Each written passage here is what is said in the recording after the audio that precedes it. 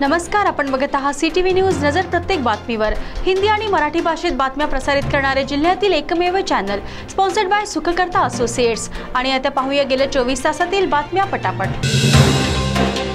गुरुवारी सकाळी 8:30 वाजताच्या दरम्यान मूळ शहरातून नागपूरकडे जाणाऱ्या मार्गावर असलेल्या आशिष प्लायवूड समोर एका ट्रक आणि दुचाकीचा अपघात झाला। अपघातात दुचाकीस्वार जागीच ठार झाला तर अन्य एक जखमी झाला। मृतकाचे नाव गणेश मडावी असून तो शिवाजीनगर ते वास्तव्यास होता। या अपघातात ट्रकच्या दर्शनी भागात दुचाकी आल्याने दुचाकीचा अक्षरशः चेंदामेंदा झाला। रत्नागिरी जिल्ह्यात बुधवारी बिबट्याचे पांढऱ्या रंगाचे पिल्लू आढळून आल्याने एकच खळबळ उडाली। रत्नागिरी तालुक्यातील एका गावात काही मजुरांना बिबट्याची 2 पिले दिसली। त्यातील एक नियमित रंगाचे होते, परंतु दुसरे मात्र पांढऱ्या रंगाचे होते आणि या पिल्लाने डोळे सुद्धा उघडले नव्हते। तेथील उपस्थित काही जणांनी त्याचा फोटो घेतला, परंतु तेवढ्यात वाघीण मजुरांवर चवताळून उठली। त्यामुळे केवळ हे छायाचित्रच वन विभागाच्या हाती लागले। 20 मे रोजी भद्रावती तालुक्यातील चोरा येथे एका 14 वर्षीय मुलीचा मृतदेह आढळून आला होता। शवविच्छेदनानंतर तिने आत्महत्या केल्याचे स्पष्ट झाले होते, परंतु काल एका पत्र परिषदेत मृतक मुलीच्या आईने पोलिसांवर गंभीर आरोप केला। पोलिसांनी पुरावा नष्ट केल्याचा तिचा आरोप आहे। तिचे म्हणणे होते की 9 जणांनी तिच्यावर बलात्कार केला आणि तिची हत्या केली।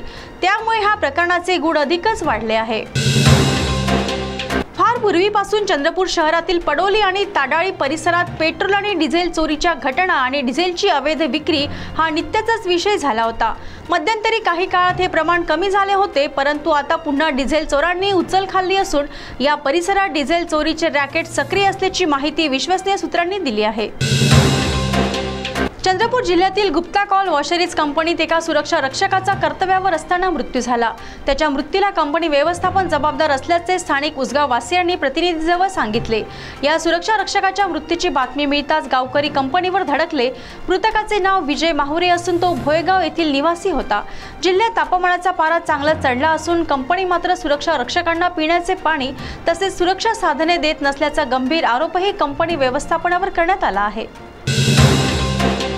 उमरेड भिवापूर मार्गावर कारगाजवळ एक ट्रॅव्हल्स पलटी झाल्याने या ट्रॅव्हल्समध्ये प्रवास करणारे 22 प्रवासी जखमी झाले तर एका प्रवाशाचा मृत्यू झाल्याची माहिती समोर आली आहे। हा मार्ग नेहमीच वर्दळीचा असून ट्रॅव्हल्स मात्र भरधाव वेगाने धावत असतात। पहलगाम येथे पर्यटकांवर आतंकवादी हल्ल्यात चंद्रपूरचे 7 नागरिक पहलगाम येथे अडकले असून त्यांना सुरक्षितरित्या चंद्रपुरात आणण्याचे प्रयत्न कसोशीने सुरू आहेत। या प्रसंगी आमदार किशोर जोरगेवार यांनी अडकलेल्या पर्यटकांशी संवाद साधला असून त्यांना सुरक्षित चंद्रपूर येथे आणण्यात येईल असे आश्वासन दिले आहे। चंद्रपूर जिल्हा हा खनिज संपत्तीने व्याप्त असून अनेक ठिकाणी जिल्ह्यात खाणी असून कोळसा हा प्रचंड प्रमाणात आहे। त्याचबरोबर आता सावली तालुक्यात अत्यंत दुर्लभ असलेले प्लॅटिनम, क्रोमियम आणि सोन्याचे भंडार मिळाले असून त्यामुळे जिल्ह्याला एक नवी ओळख प्राप्त होणार आहे।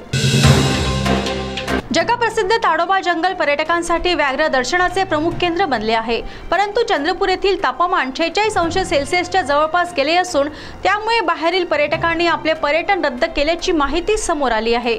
चंद्रपुरातील उष्णतेने शरीराची काहिली होत असून बाहेरील पर्यटकांना येथील तापमान अजिबात मानवणारे नाहीत, त्यामुळे याचा फटका ताडोबा पर्यटन विभागाला बसला आहे। तर या होत्या आजच्या पटापट बातम्या। लवकरच भेटूया पुन्हा काही नव्या बातम्यांसह। तोपर्यंत अशाच बातम्यांची अपडेट पाहण्यासाठी बघत रहा CTV न्यूज नजर प्रत्येक बातमीवर। नमस्कार।